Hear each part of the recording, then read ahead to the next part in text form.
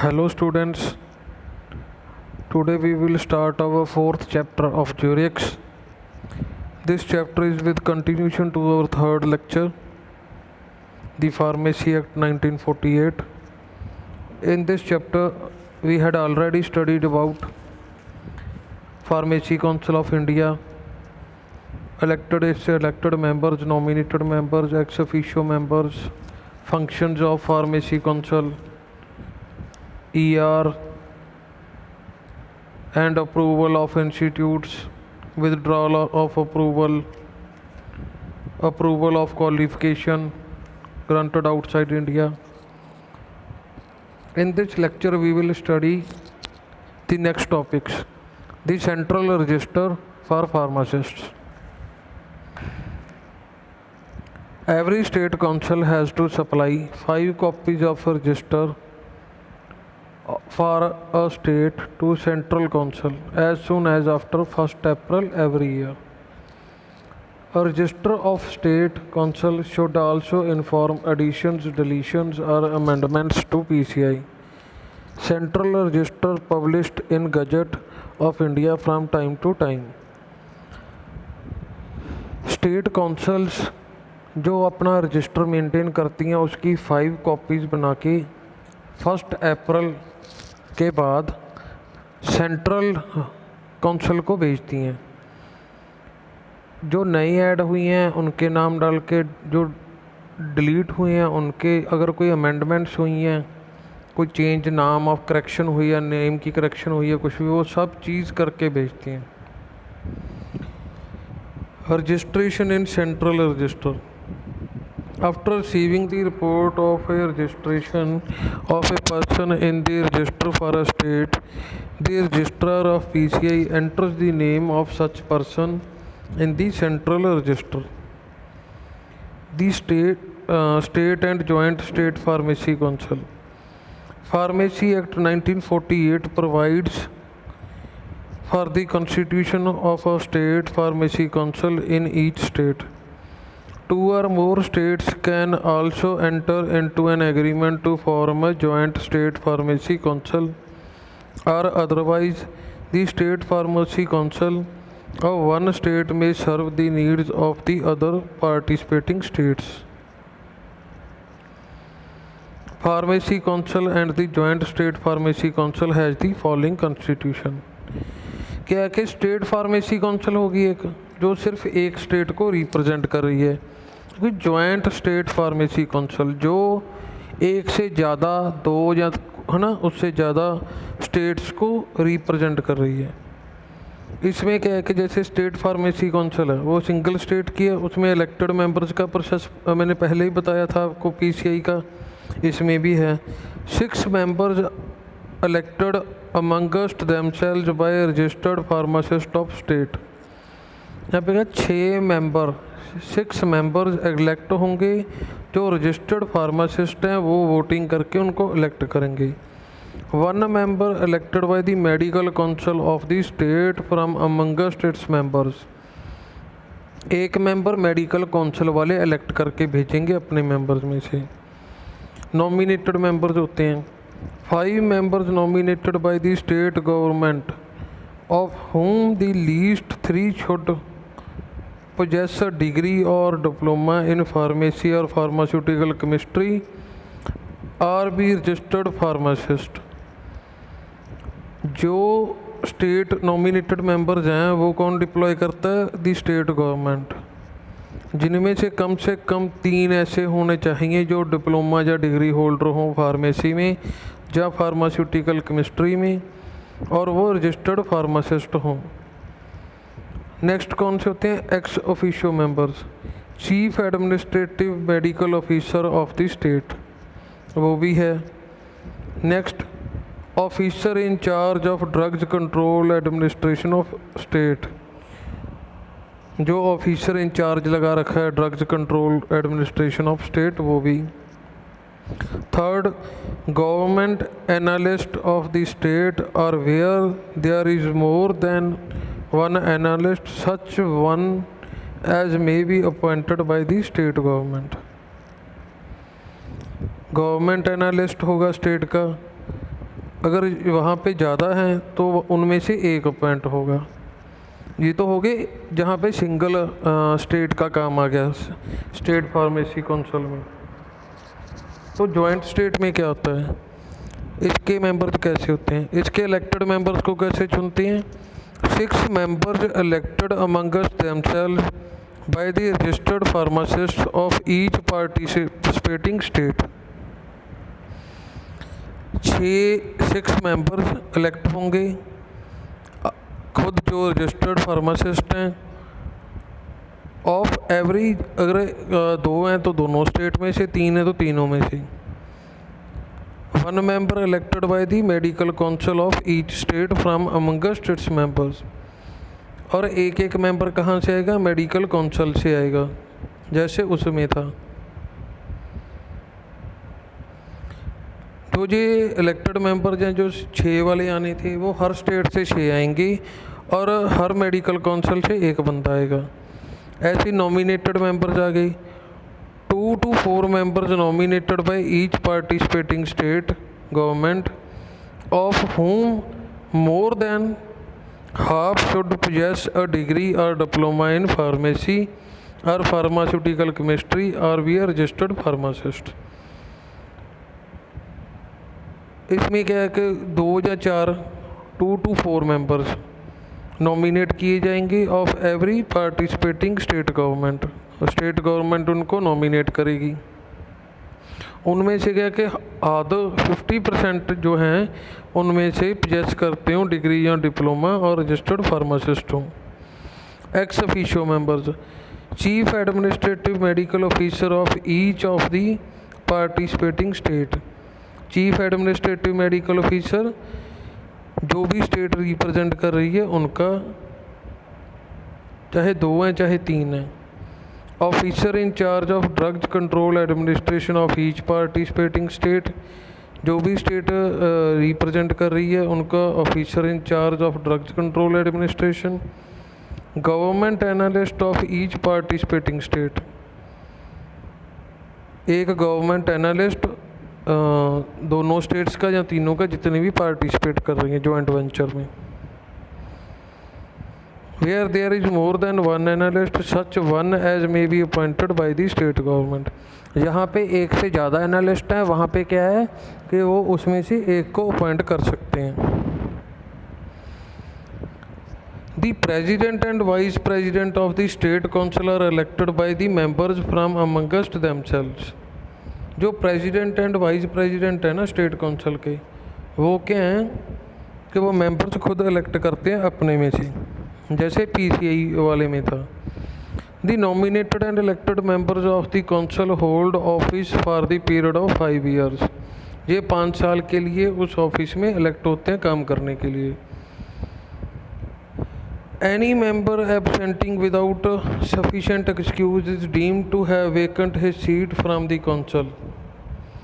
अगर कोई मेंबर किसी वैलिड रीज़न के कारण नहीं आता अपनी ड्यूटीज़ पे तो उसकी सीट को खाली माना जाएगा, वेकेंट माना जाएगा। उसकी जगह पे जो नया री इलेक्टेड या नॉमिनेटेड बंदा होगा उसका जो समय होगा काम करने का वो उतना ही रहेगा जितना 5 साल में से कम हो चुका है, वो बाकी टाइम उसका रहेगा। ये नहीं है कि उसका आते नया 5 साल शुरू होंगे। The council usually appoints A registrar and other necessary officers and staff as may be required to carry out its functions under the Pharmacy Act। Pharmacy act के अंडर जो भी अपॉइंटमेंट्स आती हैं काउंसिल अपॉइंट करती है कि registrar और necessary staff अपना ऑफिसर्स रखते हैं कि काम को स्मूथली फंक्शन किया जा सके। The state council is also required to constitute an executive committee similar to the central council. एक स्टेट काउंसिल को एग्जीक्यूटिव कमेटी भी बनाते हैं। It should furnish necessary information and annual report to the state government and to the pharmacy council of India. ये क्या करेगी, एक अपनी एनुअल रिपोर्ट बनाएगी, वो स्टेट फार्मेसी काउंसिल को और गवर्नमेंट को देगी, स्टेट गवर्नमेंट को देगी और फार्मेसी काउंसिल ऑफ इंडिया को देगी। Functions of state councils and joint state pharmacy councils. Inspections by state council. The state pharmacy councils and joint state pharmacy councils, with permissions from the respective state governments, may appoint sufficient number of inspectors having prescribed qualification to inspect any premises where drugs are compounded or dispersed. ये क्या कर सकते हैं कि अपने inspectors लगा सकते हैं, वो क्या करेंगे, इंस्पेक्ट करेंगे जहाँ पर भी मेडिसिन्स बन रही हैं या डिस्पेंस हो रही हैं. Inquire regarding the registration of the person engaged in compounding and dispensing. वो चेक कर सकते हैं कि जो बंदा कहाँ पे काम कर रहे हैं, एंगेज्ड हैं लोग उसमें, वो रजिस्टर्ड हैं या नहीं है, क्वालिफाइड हैं कि नहीं है. Investigate any complaint made in written regarding conversation of the act. वो इन्वेस्टिगेट कर सकते हैं अगर उनके पास कोई कंप्लेंट आती है रिटर्न में कि इस एक्ट की वायलेंस हो रही है. Institute procession under the direction of the executive committee of the state. Executive committee of the state के अंडर जो डायरेक्शन है उसके इंस्टीट्यूट को देखेंगे. Exercise such other powers as may be deemed necessary in order to give efficient to certain provisions of the act. और भी काम करेंगे जो एक्ट के अकॉर्डिंग उनको करने चाहिए, उसकी प्रोविजंस में आते हैं. Maintenance of the first and subsequent registers of the pharmacist. ये इनका दूसरा मेन काम है. इसमें इन्होंने क्या करना है, the pharmacy act 1948 provides for the registration of pharmacist in all the states of India.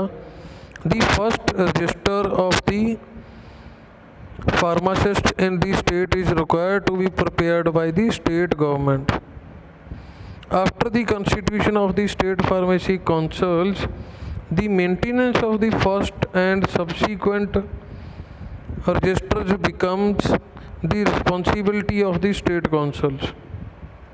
The state councils are before the end of June each year required to pay to Pharmacy Council of India a sum equivalent to 1/4 of the fees realized by them during the period of 12 months ending on the 31st day of March in the year.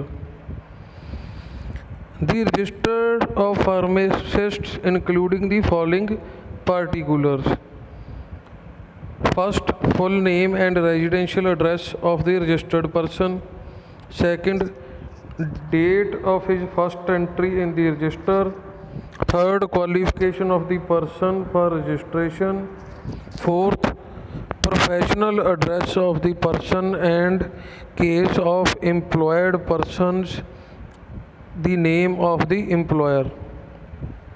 Fifth, such other particulars as may be prescribed. First register. For the purpose of preparing the first register, the state government constitutes a registrational tribunal consisting of 3 persons and a registrar, who also acts as its secretary. The state government then appoints a date before which all applications for registration accompanied by the prescribed fee should reach the registration tribunal. The tribunal then examines all the applications received up to the appointed date, and when satisfied that an applicant duly qualified, directs his or her name to enter into the register. Qualification for entry into the first register. A person desires of having his name registered in the first resistor. अगर किसी को registered होना है तो उसकी कुछ शर्तें हैं. वो क्या हैं? Should have attend the age of 18 years. वो 18 साल का कम से कम होना चाहिए. Should pay the prescribed fees, जो फीस रखी गई है वो फीस पे होनी चाहिए। Should be a resident of the state और should carry out his business और profession of pharmacy in the state. Third क्या है कि वो उस स्टेट का रेजिडेंट होना चाहिए जहाँ उस स्टेट में उसको अपना बिजनेस चलता हो, उस स्टेट में जहाँ अपना प्रोफेशन है जो फार्मेसी का, उस स्टेट में वो प्रैक्टिस कर रहा हो वहाँ पे।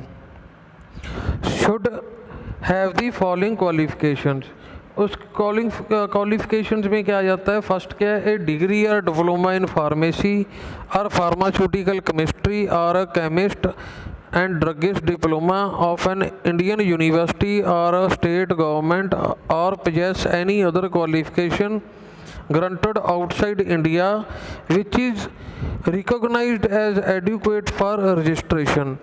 क्या है कि क्वालिफिकेशन जो है, या तो वो डिप्लोमा होल्डर हो, डिग्री होल्डर हो, या फार्मास्यूटिकल केमिस्ट्री में हो, उसका केमिस्ट हो या ड्रगिस्ट हो, कहाँ से, इंडियन यूनिवर्सिटी से या गवर्नमेंट स्टेट गवर्नमेंट कॉलेजेस से अप्रूवल से, जहाँ उसके पास आउटसाइड ऑफ इंडिया भी अगर कोई क्वालिफ़िकेशन है तो इक्विवेलेंट होनी चाहिए हमारे पीसीआई से। दूसरा क्या है, a degree of an Indian university other than a degree और डिप्लोमा इन फार्मेसी और pharmaceutical chemistry along with an experience of not less than 3 years in dispensing and compounding of drugs in a hospital or dispensary or any other place where drugs are regularly dispensed on the prescription of a registered medical practitioner. Third, should have passed an examination recognized by the state government as adequate for compounders and dispensers। इसमें क्या है कि examination जो होता है, recognised examination होता है state government से, तो वो एडुकेटली वो कंपाउंडर या डिस्पेंसर का वो पास होना चाहिए। Next, should have an experience of not less than 5 years in dispensing and compounding of drugs in a hospital, उसको कम से कम 5 साल का एक्सपीरियंस हो डिस्पेंसिंग और कंपाउंडिंग का किसी हॉस्पिटल में, और other place where drugs are regularly dispensed on the prescription of the registered medical practitioner prior to the date notified by the state government or receipt of applications for entry of names the first register. The first register may be published as directed by the state government. Any person who is dissatisfied with the decision of the tribunal has a right to appeal to the authority appointed by the government in this behalf within 60 days of the publication of the register. The decision of the state government is considered to be final and the tribunal has to amend the register in accordance with the directions of the government. Upon the constitution of the state council, the register is handed over into the custody. Next is subsequent registers. After the preparation of the first register and before the education regulations have taken effect in a state, a person desires of having his name registered in the subsequent register.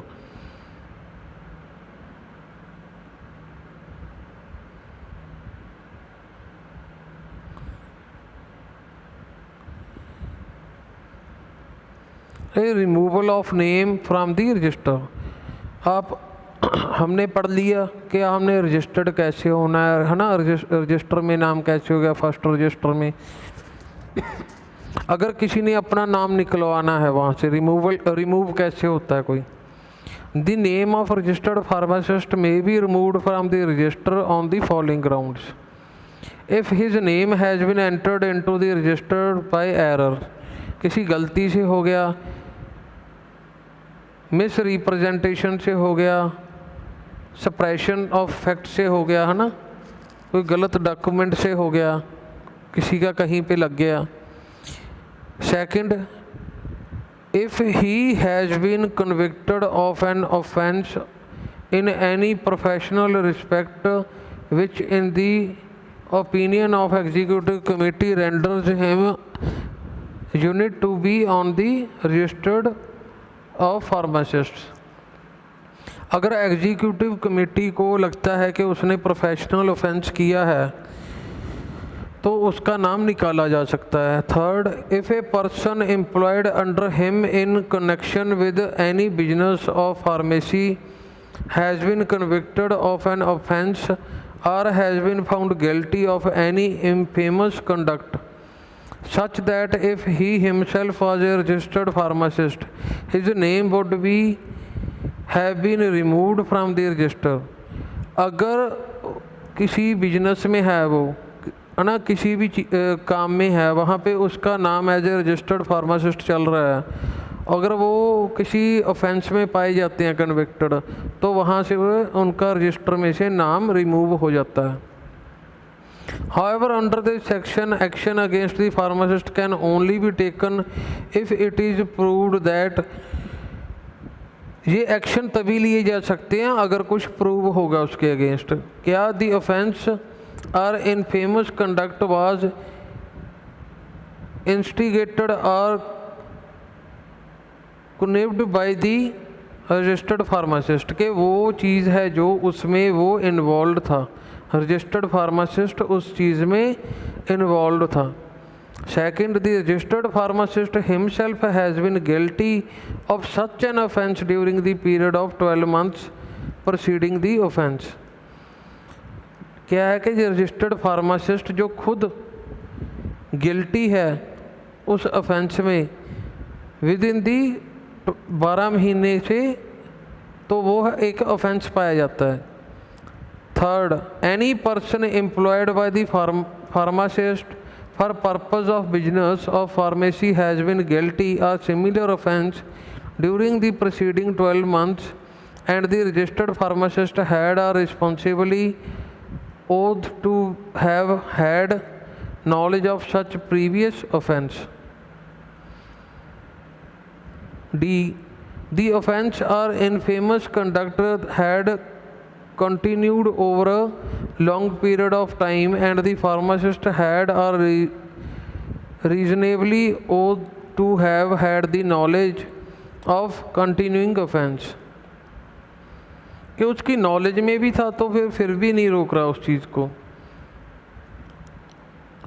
E, the act is an offence under the drugs and cosmetics act 1940 and the pharmacist had not to used his intelligence to ensure that the provisions of the act were being complied to at his place of business and by persons employed by him और by persons under his control.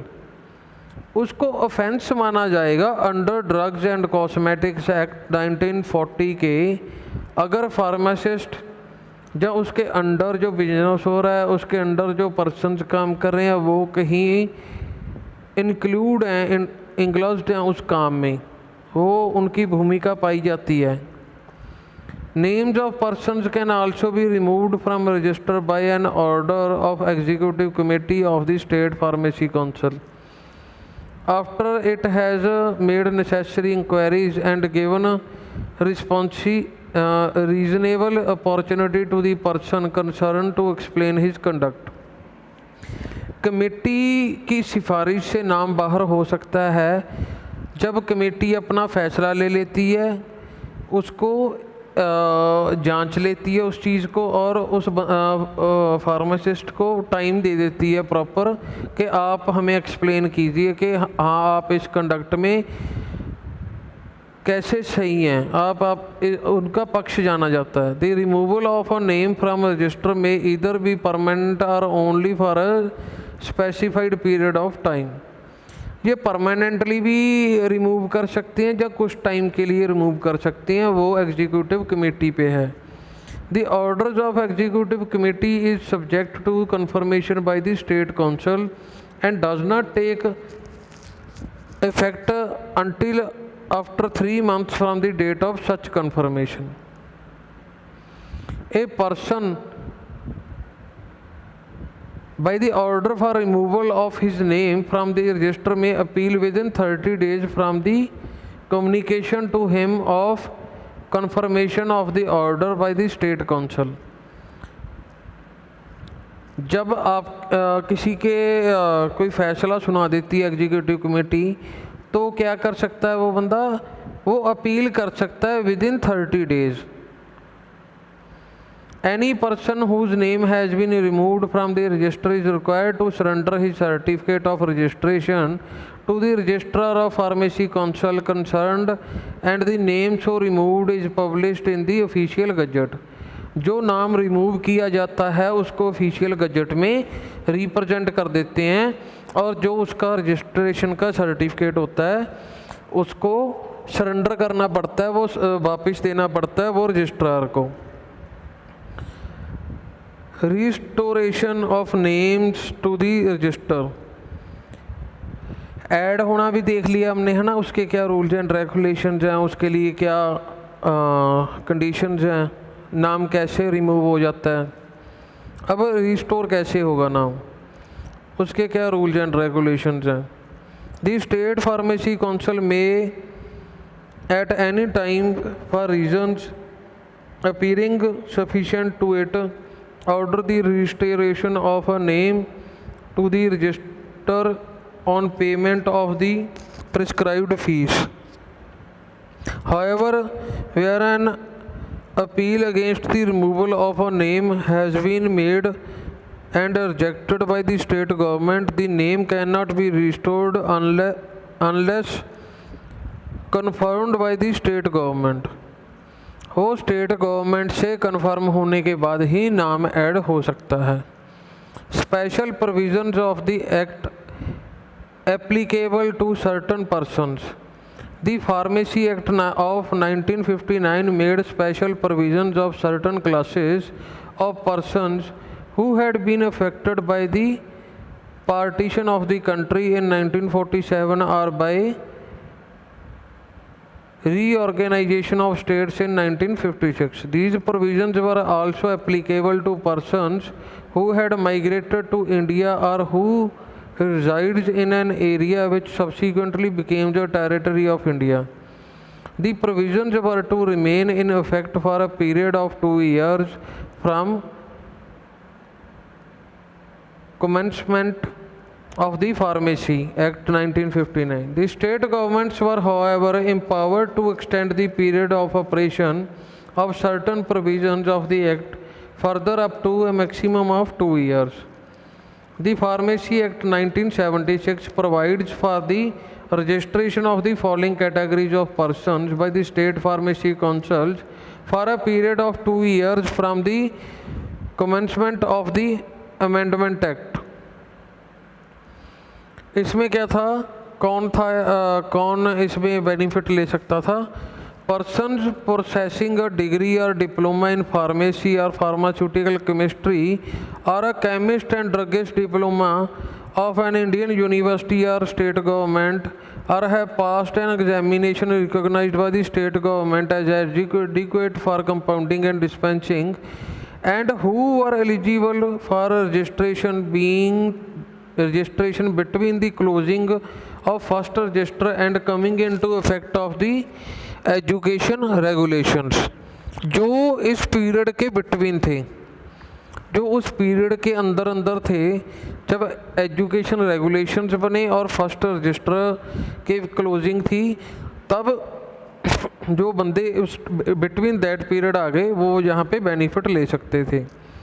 Persons approved as qualified persons before 31st December 1969 for compounding and dispensing of medicines under the Drugs and Cosmetics Act 1940 and rules। जो बंदे 31 दिसंबर 1969 से पहले compounding and dispensing of medicine drug act of drugs and cosmetic act 1940 के अधीन rules में आते थे, वो इसमें अप्रूव होते थे, उनकी क्वालिफिकेशन अप्रूव होती थी तो वो आ सकते थे। Displaced persons from Bangladesh, who left Bangladesh after 14th April 1957? जो 1957 के बाद बांग्लादेश से आए थे माइग्रेट करके, उनके लिए, बट बिफोर 25 मार्च 1971, 25 मार्च 1971 से पहले एंड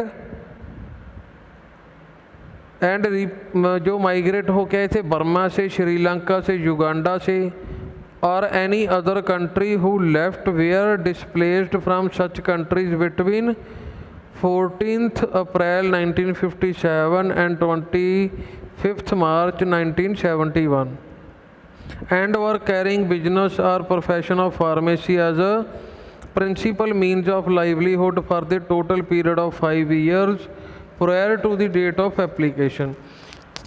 ये भी तब था कि जब वो लोग 25 मार्च 1971 से पहले आए, और उससे पहले 5 साल पहले उनका मेन बिजनेस था जो जीने के लिए जो वो बिजनेस करते थे वो फार्मासिस्ट का था, और उसका पीरियड कम से कम 5 साल का था।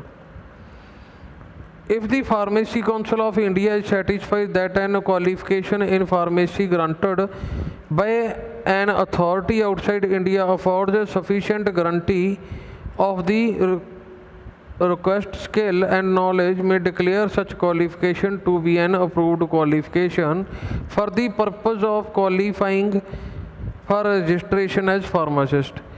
अगर कहीं बाहर से भी कोई बंदा पढ़ के आया था तो फार्मेसी काउंसिल ऑफ इंडिया को लगता है कि ये क्वालिफाई करता है बंदा हमारी टर्म्स एंड कंडीशंस के साथ, वो क्वालिफाइड है उस जॉब के लिए, तो वो उसको एज ए रजिस्टर्ड फार्मासिस्ट के लिए उसकी एप्लीकेशन ले लेते हैं। This is applicable to Indian citizens of other countries holding qualification granted they are shall be eligible for registration in this country when an Indian national holding the same qualification is by law allowed to enter and participate the profession of pharmacy in that country। जो ये rule था कि बाहर से कोई पढ़ के आया, वो किसके लिए था ये रूल? जो इंडिया का सिटीज़न है बाहर से पढ़ के आया है। और अगर कोई बाहर की कंट्री का सिटीज़न है, मान लो कि किसी और कंट्री का है, इट मीन्स लाइक चाइना से है कोई या यूएस से है कोई, वो वहीं पे पढ़ के है, वहीं का सिटीज़न है, और वो इंडिया में अब प्रैक्टिस करना चाहता है एज ए फार्मासिस्ट, तो उसको क्या होगा कि उसकी क्वालिफिकेशन तभी इक्वल मानी जाएगी जहाँ पे अगर उसकी कंट्री भी हमारे सेम लेवल ऑफ कोर्स को वहाँ पे इक्वल मानती है और उसको प्रैक्टिस करने देती है अपनी कंट्री में। Offences and penalties.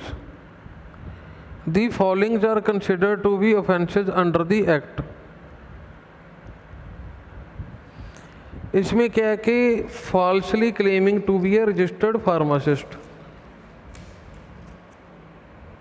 falsely मतलब कि झूठ के तरीक़ों से बोलना कि मैं रजिस्टर्ड फार्मासिस्ट हूँ। A person who falsely claims to be a registered pharmacist or uses in connection with his name or title any words or letters to show that his name is entered in the register of pharmacist is liable to a fine up to ₹500 on first conviction and to a fine up to 1,000 or imprisonment for up to 6 months on second subsequent conviction। The use of the words pharmacist, chemist, druggist, pharmaceutics, pharmacist, dispenser, dispensing, chemist or any of their combinations with any other word shall be deemed to suggest that the person is a registered pharmacist। If however a person is a registered pharmacist any other state and at the time of making such a claim has filed an application for registration in the state, he shall not be deemed to be guilty of the offence। The onus of proving that his name is in on the register of pharmacist shall be on the persons claiming to be registered pharmacist.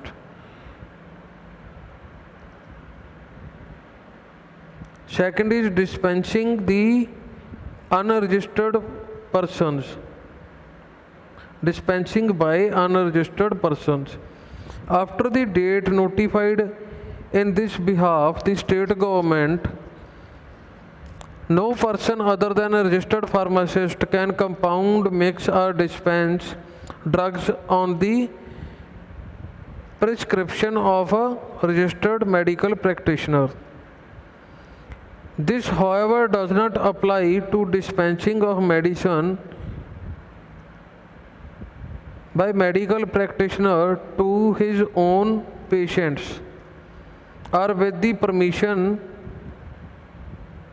with the state government, the patients of other medical practitioner. Dispensing by unregistered persons is punishable offence with imprisonment up to 6 months or a fine up to ₹1,000 or both.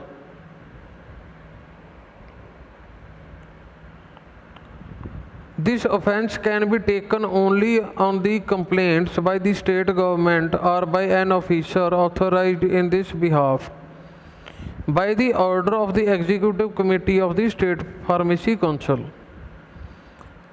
Third, failing to surrender certificate of registration. If a person whose name has been removed for the time being from the register fails without sufficient reason to surrender his certificate of registration, is liable to a fine of up to ₹50 of this offence, shall not be taken except by any order of the Executive Committee of the State Pharmacy Council. Penalty are obstructing State Pharmacy Council inspectors. Any person willful obstructing any inspector of State Pharmacy Council shall be liable to imprisonment of up to 6 months or a fine of up to 1,000 or both. So thank you students for listening to me. I hope you must have understand this lecture. With this second part of the Pharmacy Act 1948, this was our second lecture on this topic and we have completed this topic. If you have any queries about this topic, you have not understand anything, you have any questions regarding this topic, you can call me or message me. I am there to help you. So thank you once again.